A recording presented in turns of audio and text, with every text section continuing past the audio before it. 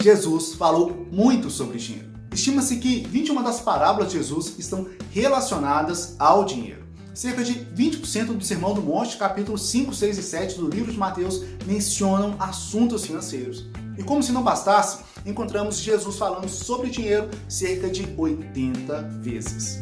Diante disso, eu garanto, você vai se surpreender ao conhecer as verdades financeiras ditas pelo Filho de Deus. Verdades que, se fossem conhecidas e seguidas, evitariam inúmeros problemas financeiros, trariam paz e liberdade financeira. Então, vem comigo e conheça 7 coisas impressionantes que Jesus disse sobre dinheiro.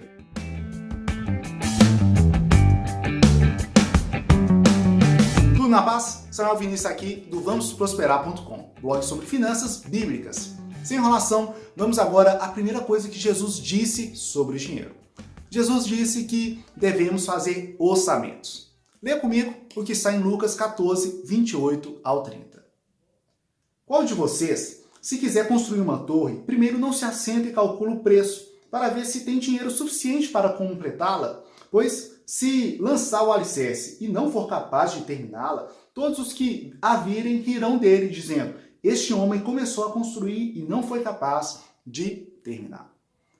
Entenda algo, Jesus quer o melhor para você. É por isso que ele deixou diversos ensinamentos financeiros, incluindo o ensinamento de fazer orçamentos. Entretanto, muitos insistem em não fazer orçamentos. Inclusive, uma pesquisa realizada pelo SPC Brasil e a CNDL verificou que 49% dos brasileiros não fazem orçamento. Alguns pela falta de hábito, outros por terem medo de verem suas reais condições financeiras, já outros por considerarem o orçamento um controle chato e desnecessário. Mas vamos por partes. Primeiro, uma rápida definição sobre orçamento.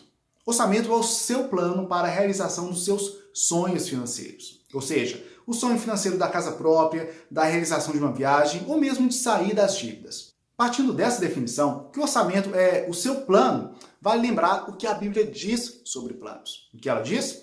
Ela diz que planos bem elaborados levam à fartura. Isso está em Provérbios 21, versículo 5. Olha, se você almeja ter paz financeira, equilíbrio ou prosperidade financeira, você precisa começar a fazer orçamentos. De nada adianta sabermos que algo é importante e não fazermos. Conhecimento sem ação não serve para nada.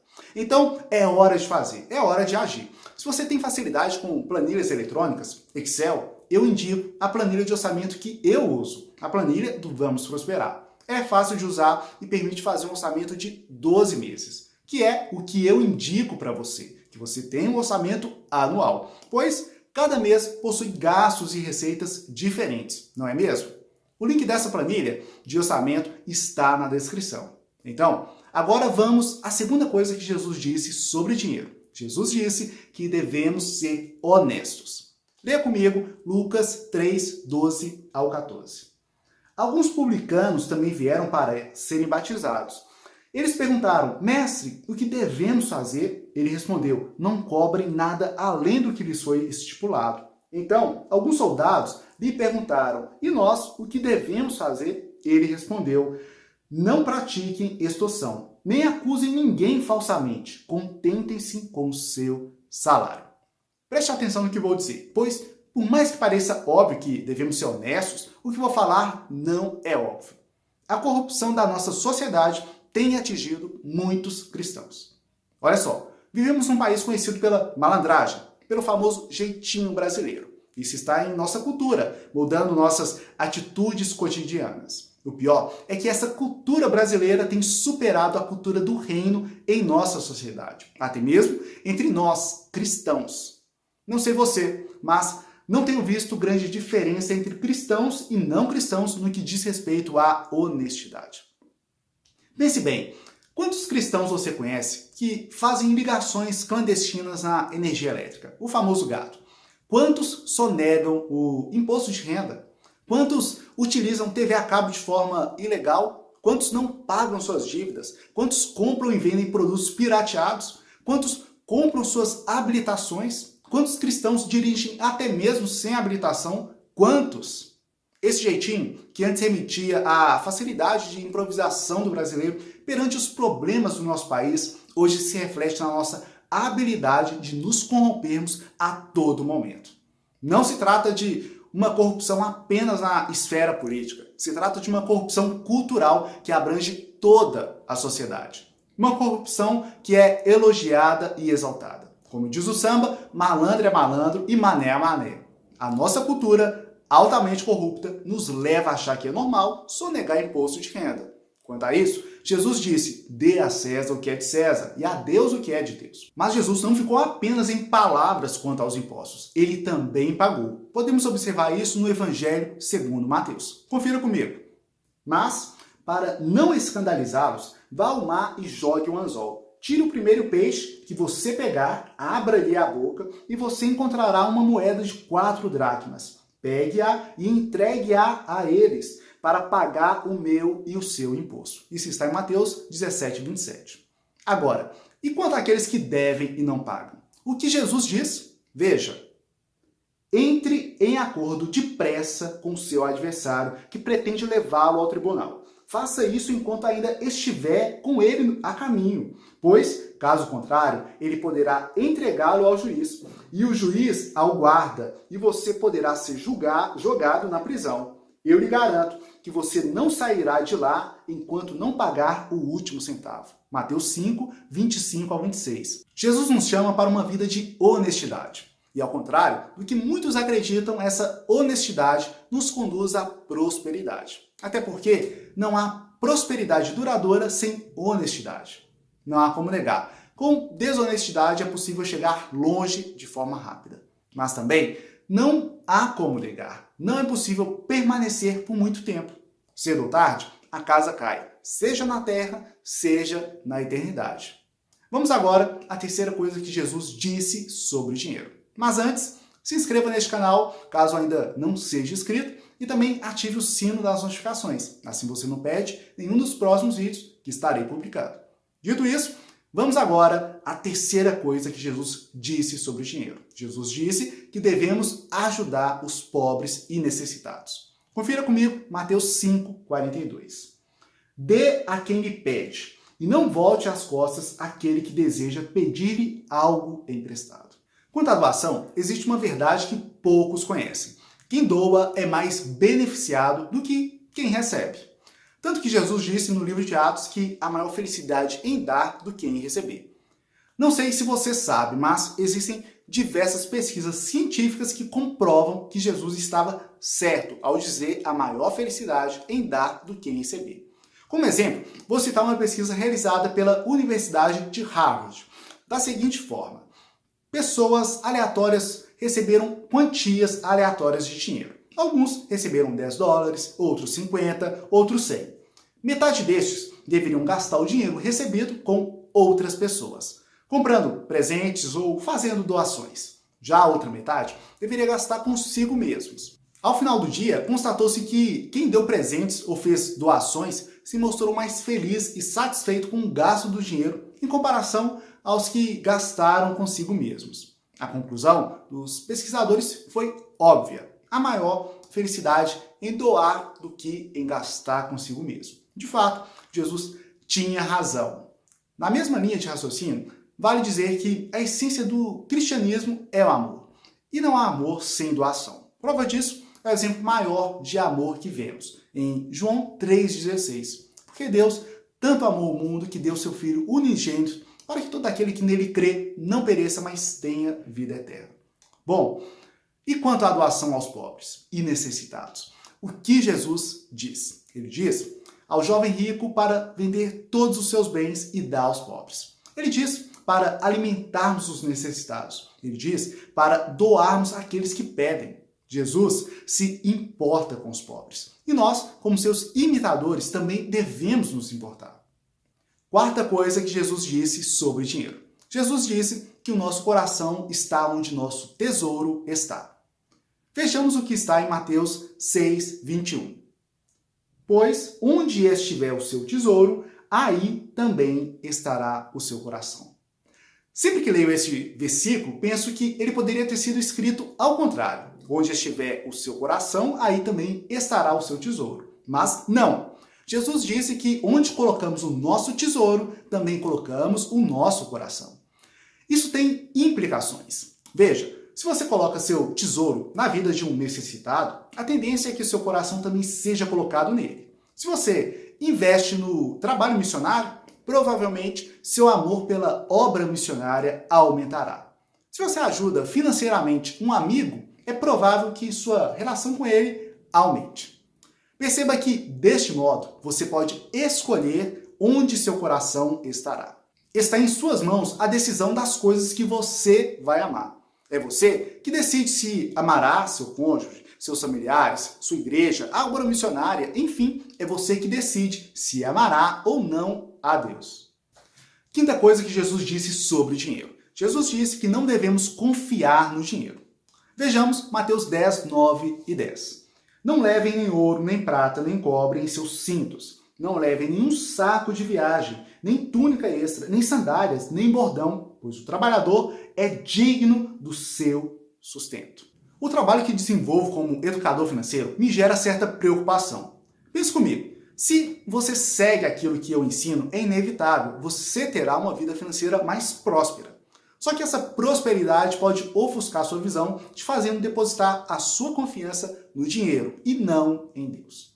Por exemplo, uma das coisas que ensino é que você precisa de uma reserva para emergências. Imaginemos que você ouviu o que eu disse e criou uma reserva, capaz de sustentá-lo por mais de um ano. O que, de fato, é muito bom. Mas, convenhamos, sem uma mentalidade financeira adequada, certamente você depositará sua confiança na sua reserva financeira e não em Deus. Outro exemplo, ensino que você deve priorizar a renda passiva. Vamos supor que você ouviu o que eu disse e criou fontes de renda passiva, que passaram a gerar dinheiro para você sem que você tenha que trabalhar. Percebe como isso também pode reduzir a sua confiança em Deus? Diante da confiança que bons hábitos financeiros geram, precisamos ter algo em mente.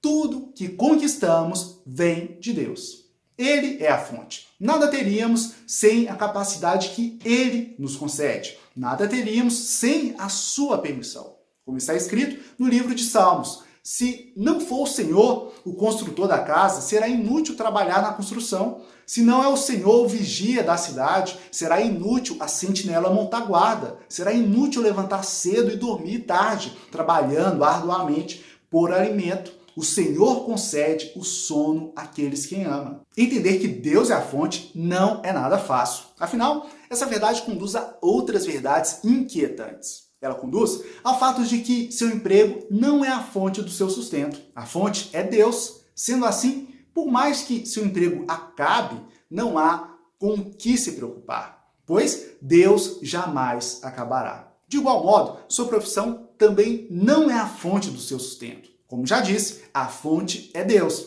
Assim, sua profissão pode desaparecer, mas Deus nunca desaparecerá. Ele é eterno. Da mesma forma, acontece com o seu patrimônio, que pode acabar numa tragédia, roubo, ou até mesmo numa catástrofe natural. Mas nenhuma dessas coisas podem acabar com Deus, que é a real fonte do seu sustento. Quando realmente entendemos que Deus é a fonte, podemos, assim como Paulo, passar por todas as coisas, certos de que Deus é quem garante o nosso sustento. Sexta coisa que Jesus diz sobre dinheiro. Jesus diz que não devemos ficar ansiosos por questões financeiras. Mateus 6,31 diz o seguinte: portanto, não se preocupem dizendo que vamos comer, ou que vamos beber, ou o que vamos vestir.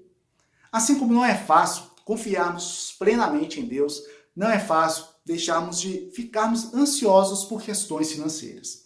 Desempregados sabem muito bem o que estou dizendo. Ao lermos essa passagem, onde Jesus diz para observarmos os lírios do campo, que mesmo sem trabalhar possuem sustento, podemos cair no erro de que a mensagem principal aqui é: não fique ansioso.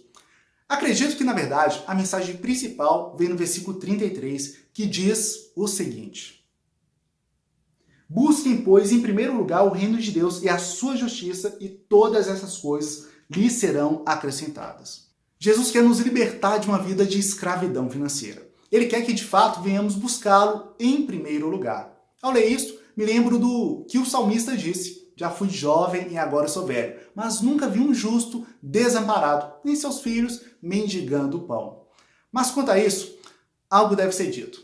Buscar em primeiro lugar o reino de Deus não significa de forma alguma buscar somente o reino de Deus. A mensagem aqui é: atente-se para tudo que está ao seu redor, mas priorize Deus. Você vai precisar trabalhar, mas seu trabalho não pode te afastar de Deus. Você vai precisar estudar, mas isso não pode te afastar de Deus. Você precisa passar tempo com seu cônjuge e familiares, mas isso não deve te impedir de passar tempo com Deus. Sétima e última coisa que Jesus disse sobre dinheiro. Jesus disse que dinheiro é um teste. Em Lucas 16, 10 e 11, vemos o seguinte: quem é fiel no pouco também é fiel no muito. E quem é desonesto no pouco também é desonesto no muito. Assim, se vocês não forem dignos de confiança em lidar com as riquezas deste mundo ímpio, quem lhes confiará as verdadeiras riquezas? Este é, ao meu ver, uma das coisas mais chocantes sobre dinheiro que Jesus disse. Se observarmos estes versículos, iremos perceber que Jesus falou que a forma como lidamos com as riquezas deste mundo interfere na nossa eternidade. Ou seja, como administramos o nosso dinheiro pode determinar a nossa eternidade. É como se Jesus estivesse dizendo: filho, se você não é capaz de administrar seu dinheiro, como será capaz de administrar as riquezas celestiais?